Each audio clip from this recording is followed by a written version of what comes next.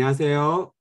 빙앤턴 한인침례교회 가족 여러분, 주의 이름으로 인사드립니다. 저는 위스콘신 메디슨주의 메디슨에서 리빙스턴 교회를 개척하고 섬기고 있는 고정택 목사입니다.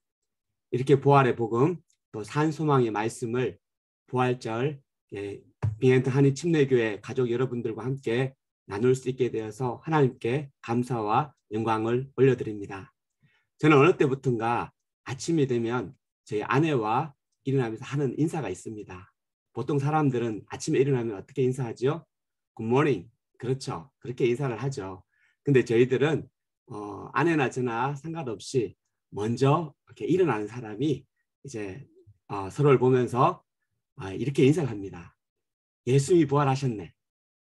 예수님이 부활하셨네. 이렇게 인사를 하면은 저는 아내가 할렐루야 아니면은 같이 예수님이 부활하셨네 이렇게 화답을 하고 하루를 이렇게 시작을 합니다.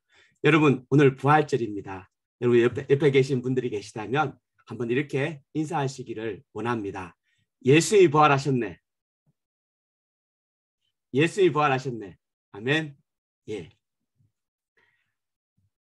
근데 여러분 예수님이 부활하신 것을 진짜 믿으시나요? 저는 한번 진지하게 스스로 이 질문을 해보기를 원합니다. 이 부활의 믿음, 이 부활의 신앙, 이것은 평상시에는 잘 드러나지 않습니다. 부활의 신앙이 있는 사람이나 없는 사람이나 사실은 잘 알 수 없죠. 그러나 죽음의 문제, 죽음과 같은 절박한 삶의 문제가 내 앞에 닥쳐왔을 때 부활의 믿음이 있는 사람과 부활의 신앙이 없는 사람들은 하늘과 땅의 차이를 보이게 됩니다. 오늘 이 말씀을 통해서 저와 여러분들 가운데 이 부활의 산소망이 경험하기를 원합니다. 이 시간 잠시 제가 기도하겠습니다. 하나님 감사합니다. 이 시간 우리 사랑하는 빙앤턴 한인침례교회 가족들에게 이 부활의 산 은혜, 부활의 산 믿음을 함께 나누도록 도와주셔서 감사합니다. 성령께서 이 시간 함께 하셔서 이 부활의 믿음, 부활의 신앙, 부활의 산 소망을 함께 경험하고 누리는 한 시간 되도록 축복하여 주시옵소서. 예수님의 이름으로 기도합니다. 아멘. 제가 존경하는 목사님 중에 센터 처치로 선한 인양을 끼치고 있는 팀 켈러 목사님이 이 죽음에 관한 이야기, 부활에 관한 이야기를 이렇게 시작을 하고 있습니다. 그 전에 오늘 말씀이 요한복음 11장 17절부터 27절까지인데 저희 요절 말씀만 같이 한번 먼저 이렇게 읽어보고 말씀 나누도록 하겠습니다. 요한복음 11장 25절, 26절 같이 읽겠습니다. 시작. 예수께서 이르시되 나는 부활이요 생명이니 나를 믿는 자는 죽어도 살겠고 무릇 살아서 나를 믿는 자는 영원히 죽지 아니하리니 이것을 내가 믿느냐. 아멘. 팀 켈러 목사님께서 하신 이야기 중에 이런 이야기가 있습니다. 크리스천 투데이랑 인터뷰한 내용인데요. 당신이 아주 빨리 죽을 수 있다는 사실을 알게 되면 당신은 기본적으로 죽음을 부정하며 살고 있다는 것을 깨닫게 됩니다. 갑자기 그런 일이 닥치면 내가 이 일에 대한 믿음이 있는가? 나는 예수 그리스도의 부활이 실제로 일어났고 내가 예수를 믿고 죽으면 그 부활도 알게 될 것인가 라고 믿는가 스스로 반문을 해봐야 된다는 것입니다. 우리는 오늘 말씀을 통해서 부활의 신앙이 무엇이며 왜 우리에게 이 부활의 신앙이 필요한지를 함께 나누기를 원합니다. 사실은 여러분 언급하지 않아도 2020년 3월 11일 기점으로 전 세계는 팬데믹이라는 대유행병을 경험을 하게 되었습니다. 저도 그렇지만 초기만 해도 이 코비드 19이 몇 주 아니 길으면은 뭐 몇 달 이렇게 끝날 줄로 생각을 하였습니다. 그러나 2년이 지나도 여전히 진행 중입니다. 이로 인해서 수많은 사람들이 죽음을 경험하였습니다. 가족들이 죽고 또 어떤 이들은 직업을 잃고 또 어떤 이들은 이 어려움을 극복하고자 알코올 중독에 빠지기도 하였습니다. 여러분 알다시피 자살률이요 급격하게 지금 상승을 하고 있습니다. 가정을 잃어버린 사람들은 홈리스가 되고 정신건강 문제로 우울증과 공황장애에 사람들이 시달리고 있습니다.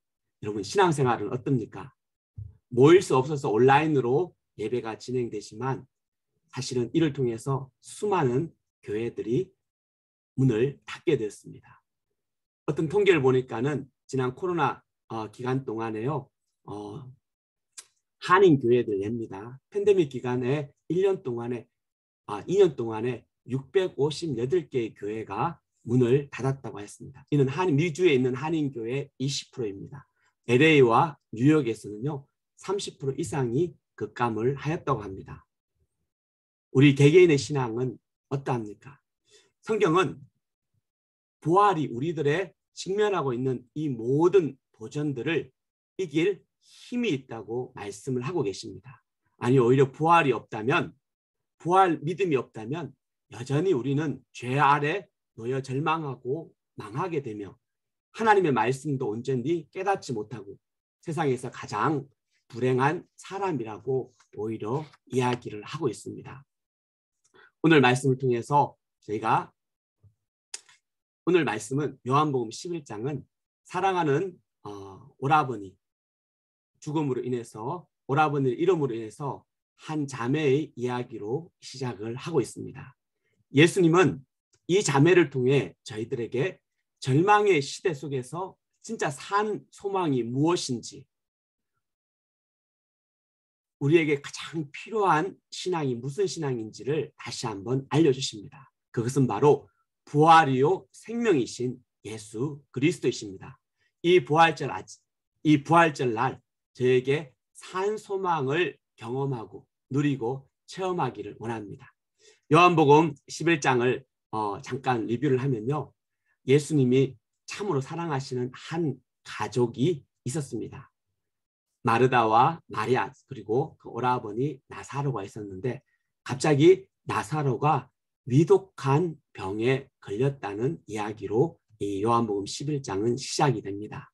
마르다와 마리아는 당연히 급하게 사람을 예수님께 보냈습니다. 예수님이 오시면 당연히 오빠를 살릴 것이라고 그들은 의심하지 않았습니다. 그러나 예수님은 이 소식을 전해 듣고 바로 마리아와 마르다 그리고 죽어가는 나사로가 있는 베다니로 가지 않으셨습니다. 오히려 이틀을 더 그곳에 머문 후에 베다니로 출발하였습니다. 하지만 이미 나사로는 죽어서 시체가 되고 장사된 지 나흘째가 되는 그날에 도착을 하였습니다. 나사로의 동생 마르다는 예수님이 오셨다는 이야기를 듣고 한 걸음에 예수님께서 계시는 곳으로 달려갔습니다. 21절을 다 같이 한번 보십시오. 21절 같이 한번 읽어보겠습니다. 마르다가 예수께 여짜오되 주께서 여기 계셨더라면 내 오라버니가 죽지 아니하였겠나이다. 마르다는 예수님을 보자마자 주님께서 여기 계셨으면 내 오라버니 나사로가 죽지 않았을 것인데 왜 이제 오셨어요? 왜 이제? 마르다의 말에는 원망과 탄식, 죽음에 대한 깊은 절망이 담겨 있는 것을 보게 됩니다. 왜입니까? 바로 살아가는 사람을 갑자기 잃어버렸기 때문입니다. 한 달 전에 제 아내의 어머니, 장모님이죠. 제 장모님이 병원 치료를 위해서 입원을 하셨습니다. 그래서 다리 수술을 잘 되었다고 했는데 갑자기 수술 이후에 사이드 이펙트가 생기셔서 갑자기 소천을 하셨습니다. 당연히 저희 가족들은요 아무도 그 일을 예상하지 못했고 저희 장인어른께서도 아프니까 병원에 입원했다가 한두 달 있다가 당연히 퇴원하겠지, 건강한 모습으로 돌아오겠지 이렇게 기대를 하고 계시다가 황망히 장모님이 소천하시는 것을 경험을 하게 되었습니다. 장례를 마치고 나서 아버님은 건 한 달 동안 지금까지도 계속 시간이 나시면은 계속 우시는 모습을 자주 보여주셨습니다. 왜 그렇지 않겠습니까? 60년 동안 함께 살았던 아내가 그것도 전혀 예상하지 못했는데 갑자기 돌아가셨으니까는. 지금도 그렇지만 고대 사회에서는요, 가정에서 가장이 없다는 것은 그들의 삶에 말할 수 없는 어려움이 기다리고 있고 닥칠지 모른다는 것을 이야기합니다. 남성 중심의 사회에서 가장이 죽으면요, 경제적인 빈곤으로 추락과 사회적인 무관심, 사실 생존 자체가 보장이 어려운 문제를 야기를 하고 있습니다. 사실은 자신의 가장 아버지같이 의지했던 오라버니가 죽었으니 얼마나 그 마음이 비통하겠습니까?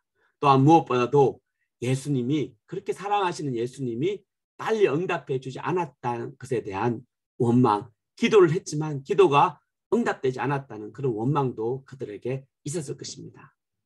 예수님이 어찌하든지 오시기만 하면 살았을 텐데 예수님의 무응답으로 오빠가 죽었다는 원망도 생길 수 있습니다.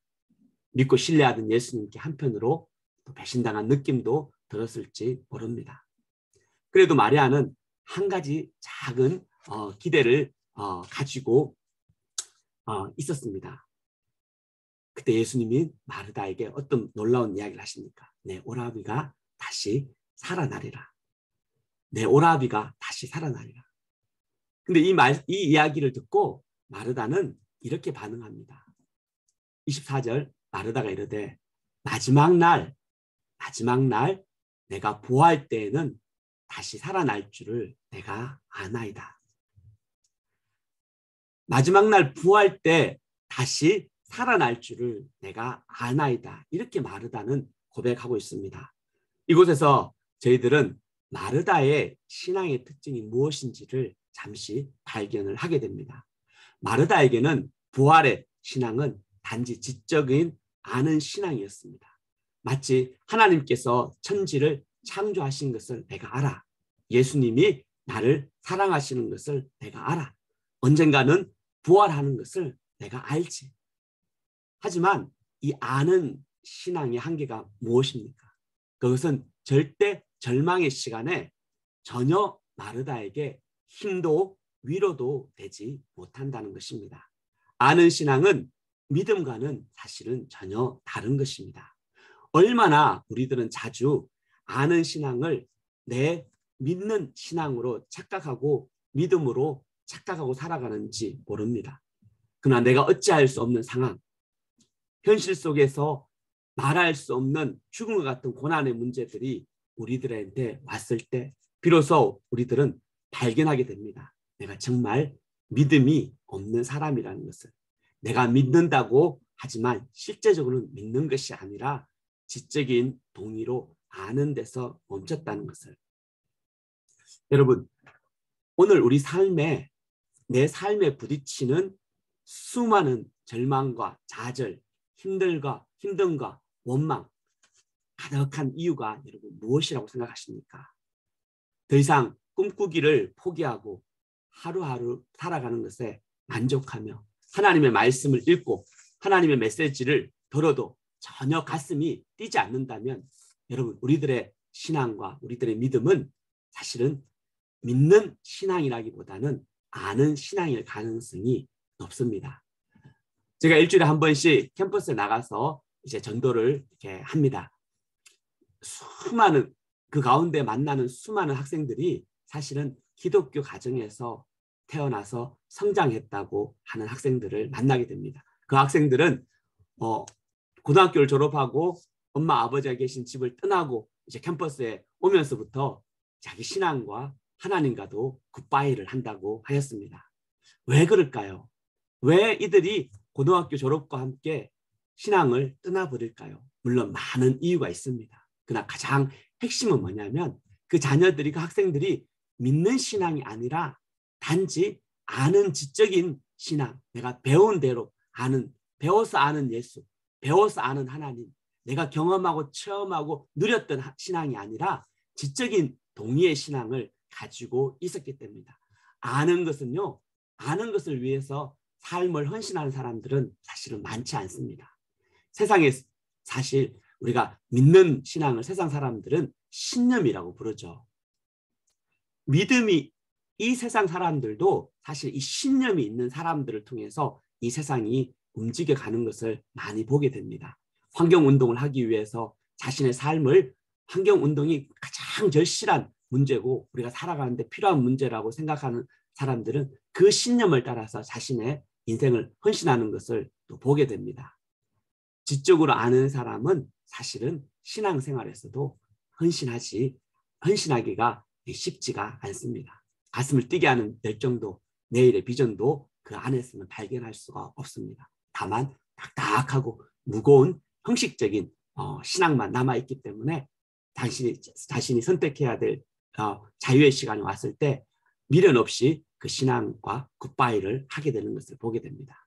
왜냐하면 내 현실의 문제를 신앙이, 복음이 해결해 주지 못한다고 생각을 하고 있기 때문이다. 그러므로 우리가 이 상황을 사실은 잘 좀 이해를 할 필요가 있습니다. 여러분 신앙은 어떻습니까? 마지막 날 마르다처럼 부활할 때 내가 다시 살아날 줄을 아나이다. 이런 아는 신앙입니까? 아니면은 내가 지금 이 부활의 신앙을 누리고 경험하는 신앙입니까? 이런 마르다에게 예수님의 말씀을 다시 한번 보십시오. 25절, 26절 다시 한번 읽어보겠습니다. 예수께서 이르시되 나는 부활이요 생명이니 나를 믿는 자는 죽어도 살겠고 무릇 살아서 나를 믿는 자는 영원히 죽지 아니하리니 이것을 내가 믿느냐? 예수님은 오늘 이렇게 저희들에게 선포하십니다. 나는 부활이요 나는 생명이니 나를 믿는 자는 죽어도 살겠고 무릇 살아서 나를 믿는 자는 영원히 죽지 아니하리니 이것을 내가 믿느냐? 예수님 당신이 바로 부활이요 생명이라고 선포하십니다. 부활은 말 그대로 죽었다가 다시 살아나는 것을 의미합니다. 이 부활은 반드시 생명이 있어야 가능한 것입니다. 아무리 여러분 추워도 봄이 되면은 생명이 있는 꽃들과 나무들은 잎을 틔우고 싹을 틔우며 새로운 역사를 시작합니다. 그 자체가 생명이 있기 때문입니다. 그러므로 누구든지 부활이요 생명이신 예수님을 믿으면 여러분 죽어도 살아나게 됩니다. 또한 다른 표현을 하면은 여러분 이게 죽어도 산다는 말은요 망하지 않는다는 것입니다. 100번 넘어져도요 이 부활의 믿음, 부활의 신앙이 있는 사람은 다시 일어난다는 것입니다. 더 이상 죽음의 근세, 실패의 세력, 멸망의 힘이 나를 어찌할 수 없다는 것을 선포하고 있습니다. 살아서 예수를 믿는 자는 영원히 죽지 않습니다. 왜입니까? 바로 내 생명이 영원하신 하나님이신 예수 그리스도와 연결되어 있기 때문입니다. 문제는 내가 이 부활의 믿음을, 내가 이 부활의 신앙을 믿고 있느냐 아니면은 단순히 동의하느냐는 문제입니다. 이 부활의 믿음을 믿으면 나에게 부활과 생명이신 예수를 통해서 영원한 죽지 않는, 망하지 않는 영원한 삶을 오늘 경험을 하게 됩니다. 여러분, 이 예수님의 말씀은 단순한 주장이 아닙니다. 그분이 부활이요 생명이신 것은 죽은 나사로를 살리심으로 친히 보여주셨습니다. 예수님은 울고 있는 그 나사로 마르다와 수많은 사람들 앞에서 나사로에게 이야기합니다. 나사로야 나오라. 이미 죽은 지가 사흘이 되어서 소망이라고는 전혀 없는 온몸에서 냄새가 펄펄 나는 그 죽은 썩은 냄새 나는 나사로에게 생명의 메시지가 전해지는 것입니다. 나사로야 나오라. 이 말씀은 바로 십자가에서 죽으신 예수 그리스도 그분의 부활을 미리 보여주는 사건입니다. 죽은 자가 그 음성을 들었을 때 죽은 나사로가 그 몸에 있는 그 죽음을 이기고 다시금 살아나신 것을 미리 보여주신 것입니다. 사도행전 17장에 이 부활에 관한 이야기를 사도들이 어떻게 정언하는지 보기 원합니다. 사도행전 17장 31절 한번 보십시오. 이미 정하신 사람으로 하여금 천하공의로 심판하는 날을 작정하시고 이에 그를 죽은 사람 가운데서 다시 살리신 것은 부활을 말씀, 예수님의 부활은 모든 사람에게 믿을 만한 증거로 주셨다고 기록을 하고 있습니다. 부활이 믿는 사람들, 믿는 저희들에게는 예수 그리스도께서 하나님이신 것을 믿을 수 있는 증거로 주셨다고 이야기를 하고 있습니다. 예수 십자가의 사건을 여러분 우리 순환주간, 이번 순환주간 제가 이 십자가를 묵상하면서 여러분 기억하십니까? 예수 십자가의 사건이 있을 때 사실은 제자들은 모두가 예수를 버리고 도망을 갔습니다. 사실은 가장 충격적인 것은 죽어도 같이 죽겠다고 큰 소리쳤던 베드로가 연약한 계집종에게 3번이나 예수를 모른다고 부인을 한 사건일 것입니다. 십자가에 비참하게 죽으신 예수 그리스도를 보면서 아마 그들은 더 이상 소망도 하나님의 나라의 비전도 완전히 사라져 버렸던 것입니다. 더 이상 no more hope, 기대할 수 있는 소망은 단 하나도 남아있지 않았던 것을 보게 됩니다. 온리 십자가의 사건을 통해서 예수님의 절망과 좌절밖에 그들에게 보여지는 것이 없었습니다. 그러나 이 십자가의 사건은 사실은 끝이 아닙니다. 이 십자가의 사건은 바로 새로운 역사를 출발하는 출발점이었습니다. 비록 그 시간은 그들이 보지 못했지만 이 십자가 사건 이후에 놀라운 반전의 역사가 바로 거기에 있기 때문입니다. 여러분, 사도행전의 사도들은 복음서의 사도들과는 완전히 다른 차원의 삶을 살았던 사람입니다. 여러분, 어떻게 이런 일들이 가능할까요? 예수를 부인하고 예수를 버리고 다 패배자같이 도망가며 자기 한 생명 살기를 구했던 그 사도들이 사도행전에 넘어가자마자 담대한 복음의 선포자요, 전도자요, 자기 생명을 초계와 같이 버리는 사람들로 변화된 것입니다. 그것은 바로 그들이 부활하신 예수님을 친히 목격한 부활의 증인이 되었기 때문입니다. 베드로와 사도 바울과 사도들에 있는 모든 사도행전의 메시지를 연구를 해보면요, 그들의 핵심 메시지는 너희가 십자가에 못 박히신 예수 그리스도를 하나님께서 살리셨다는 것입니다. 그리고 이 부활하신 예수 그리스도를 우리가 증인으로 이 부활하신 예수님을 전한다고 그들이 선포하고 있습니다. 부활 사건이 그들의 삶의 모든 것을 바꾸었다는 것입니다. 이 부활하신 주님은요, 예수님이 십자가 지기 전에 여러 번 당신이 십자가에 지고 부활한다는 이야기를 미리 하셨습니다. 그러나 그 말씀하실 때 제자들 중에 아무도 그 말씀을 주의 깊게 듣거나 믿었던 사람들이 없습니다. 왜? 그것은 그들이 원하던 삶이 아니었기 때문입니다. 자기 좋아하는 이야기만 사실은 듣죠. 그런데 예수님께서 자기 눈앞에서 잡히시고 십자가에서 그 피를 뿌려서 죽는 모습을 직접 자기들이 목격을 하고 그렇게 100% 죽은 것이 확실한 예수님께서 약속하신 대로 사흘 만에 부활하신 것을 그들을 경험했던 것입니다. 부활하신 주님과 만났고 그들의 부활하신 그 주님의 상처에 손을 만져보고 함께 먹고 그 부활하신 주님의 이야기를 들었을 때 그들의 영안이 열린 것입니다. 그리고 다시 한번 지난 3년 반에 있는 모든 예수님과의 삶을 다시금 돌아보면서 그들이 무엇을 깨달은지 아십니까? 십자가에 못 박히신 분이 사람 예수가 아니라 이 땅에 오신 하나님이 십자가에 달리셨다는 것을 발견을 하게 됩니다. 그 십자가에서 흘리신 피가 사람의 피가 아니라 하나님의 피, 죄 없는 그 하나님의 피라는 것을 그들이 발견하게 됩니다.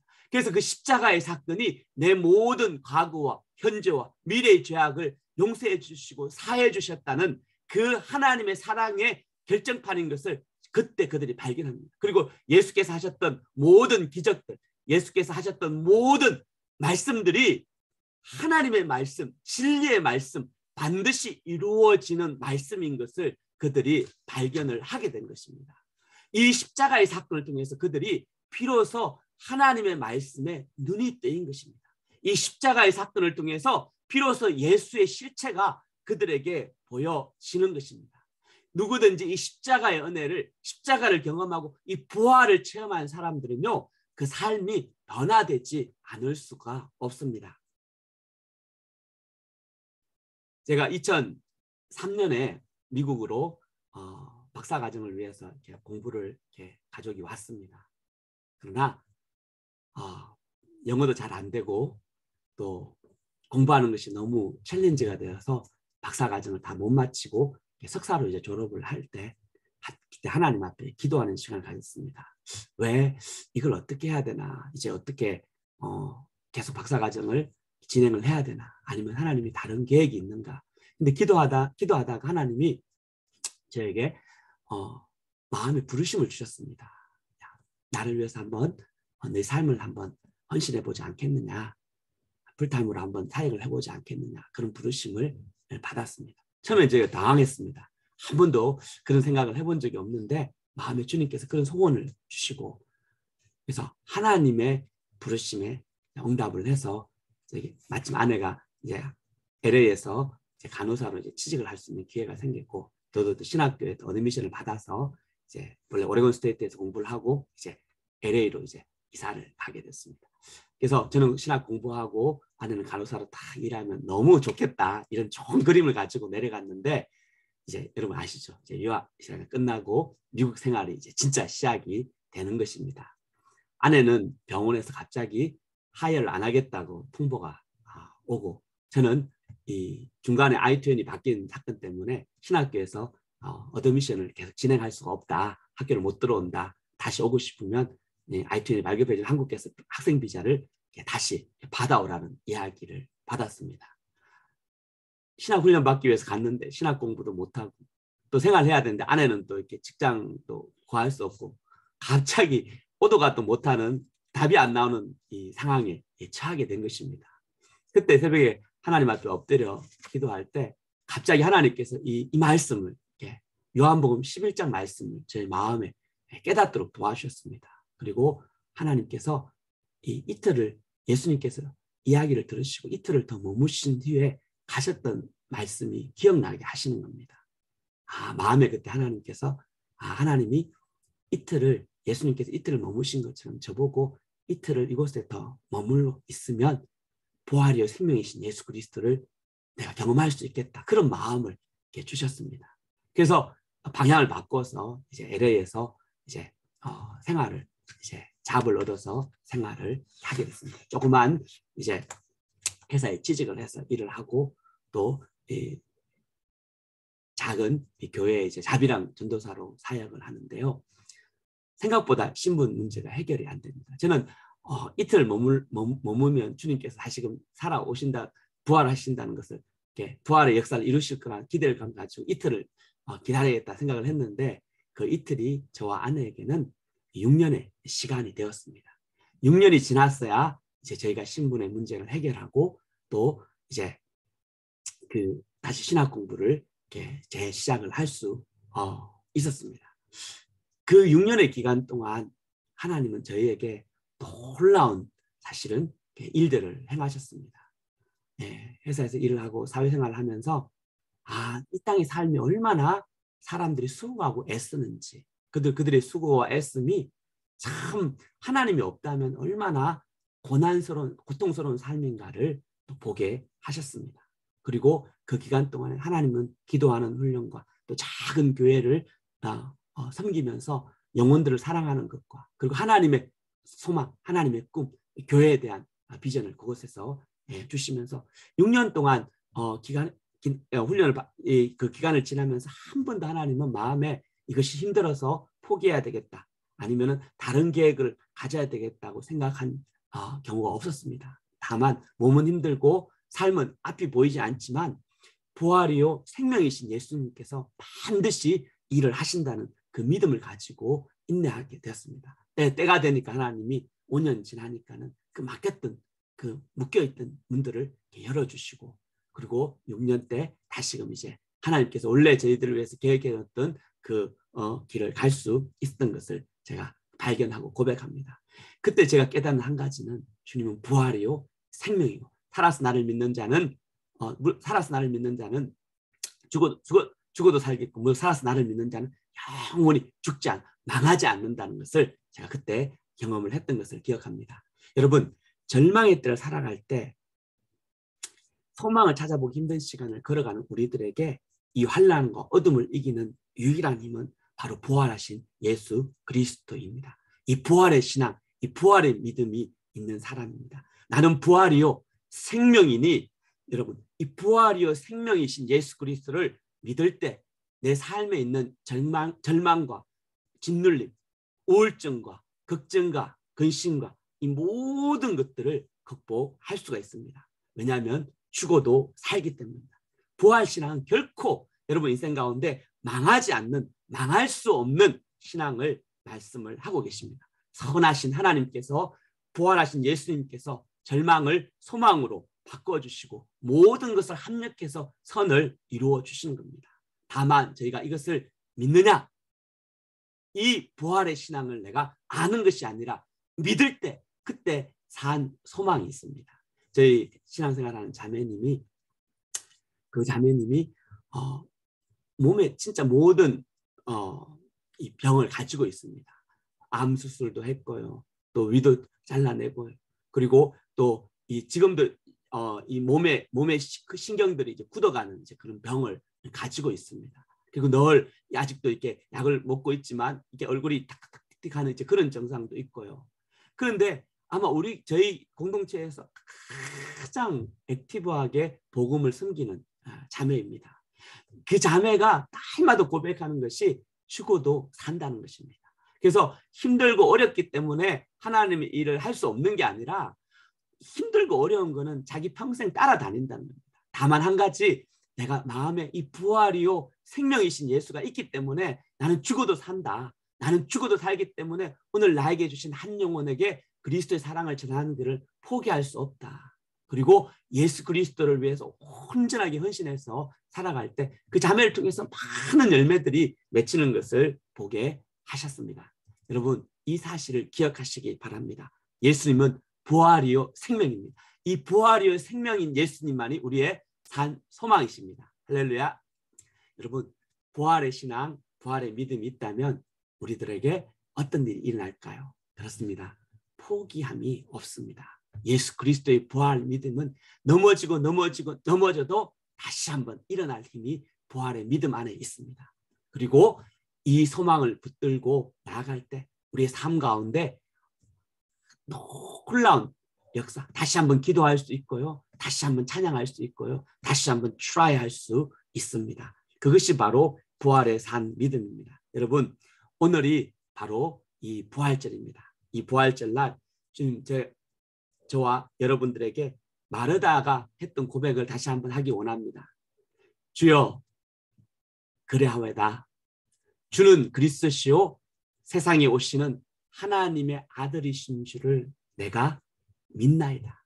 여러분, 마리아는 아는 데서 시작했습니다. 그러나 부활이요 생명이신 예수 그리스도를 말씀을 듣고 그가 고백합니다. 주님은 나의 그리스도시요 세상에 오신 하나님의 아들, 하나님이신 것을 내가 믿나이다. 무슨 이야기입니까?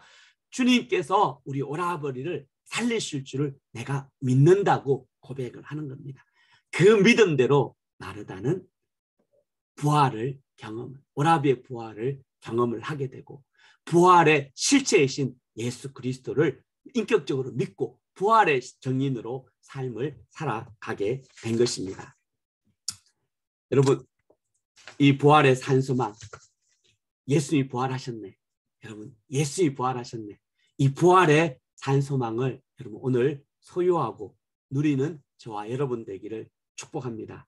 부활의 신앙은요, 부활절에만 필요한 것이 아니고 날마다 매 순간순간 내가 어찌할 수 없다라고 직면했을 때 바로 그 순간 여러분 이 부활의 믿음이 있으면 인내하고 포기하지 아니하고 소망 가지고 다시 한번 일어설 수 있는 것을 발견하고 고백합니다. 여러분, 이 부활의 산신앙이 오늘 빙햄턴 한인 침례교회 모든 지체들에게 있기를 축원합니다. 기도하겠습니다.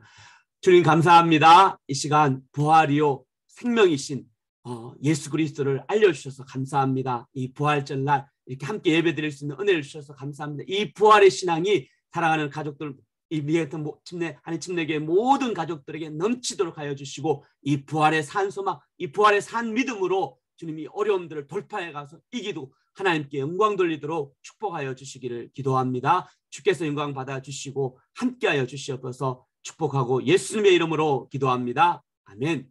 예, 여러분 감사합니다. 이번 부활절 이 부활의 말씀과 함께 부활이요 생명이신 주님과 함께 승리하십시오.